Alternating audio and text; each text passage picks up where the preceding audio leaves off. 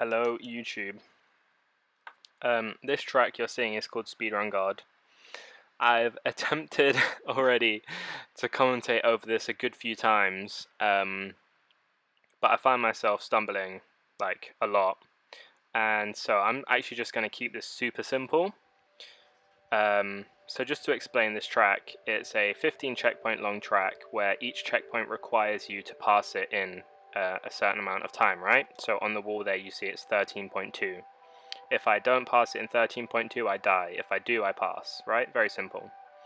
But this track is very unique because there is no track like this, you know, you just don't see it.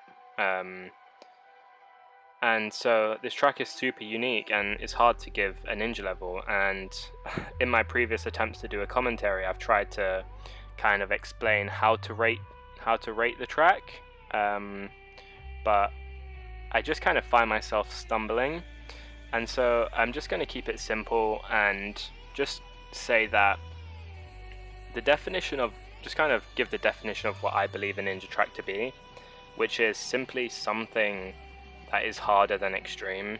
And so no matter how messed up a track looks, no matter how off meta it is, if it's harder than an extreme, it's a ninja, right? And that fits, this track fits that description, so obviously this track's a ninja.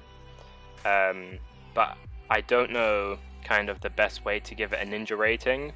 I've kind of thought about this, and in my previous attempts to do commentaries I've tried to explain, you know, what would be the best way, but I kind of don't know essentially. So yeah, I'm just going to kind of give my opinion,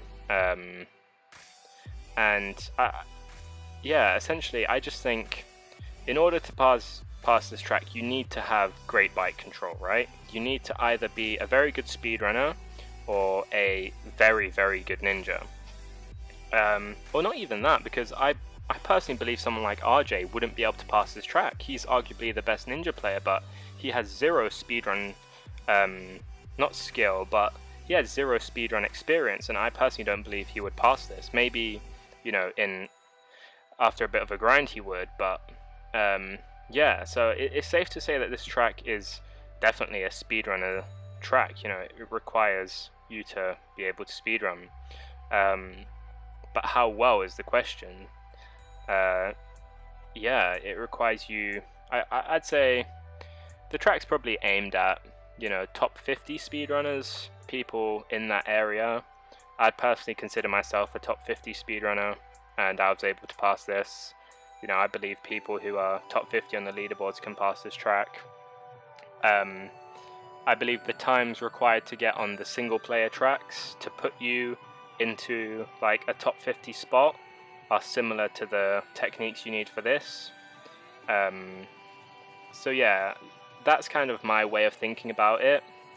And I guess kind of by that definition, you can say, let's say 50 people can pass this track.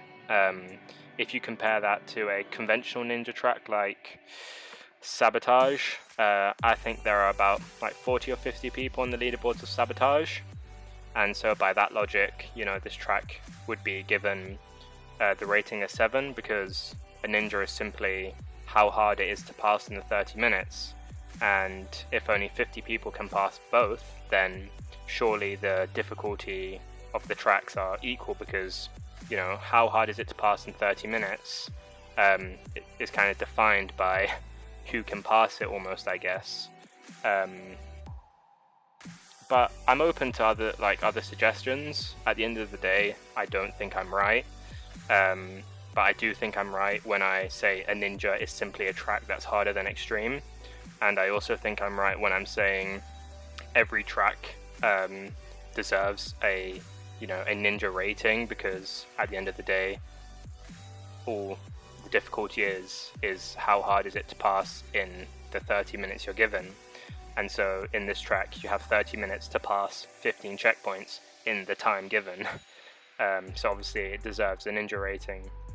And so my opinion on how to judge it would be to just use number of people able to pass it, and that could be wrong, because the like, for example, let's say there are 1,000 people who have passed the extremes, right? So there are 1,000. Let's say there are 1,000 people who have passed the Ninja 1. Of those 1,000 people, how many are like favor speedrunning over ninjas?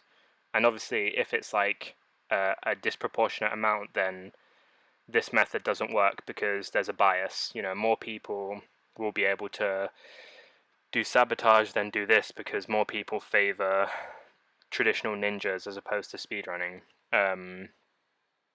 But essentially, I think it's a decent way of judging the track. I think, I've always thought when comparing ninjas to speedrunning, if you just use kind of the time it takes, you can't be precise. I don't think you could ever be precise, but you can have rough estimates. So, for example, if I wanted to compare my skill to Borad's, who's like the second best speedrunner in the world, arguably the first, I would say, how long would it take him to catch up to me in ninjas versus how long would it take me to catch up to him in speedrunning? And if the answer is it would take him longer, then I'm better. And if the answer is it will take me longer, then he's better, It's quite a simplistic way of looking at things, but I think it kind of works. And so I think you can use that for rating tracks. There's 50 people that can pass X track, 50 people that can pass Y track. They both roughly the same difficulty. So yeah, I guess to conclude, this track's roughly like a 6 to 7. And yeah, that's my opinion. Feel free to agree or disagree. Put your comments down below. And yeah, thank you for listening and goodbye.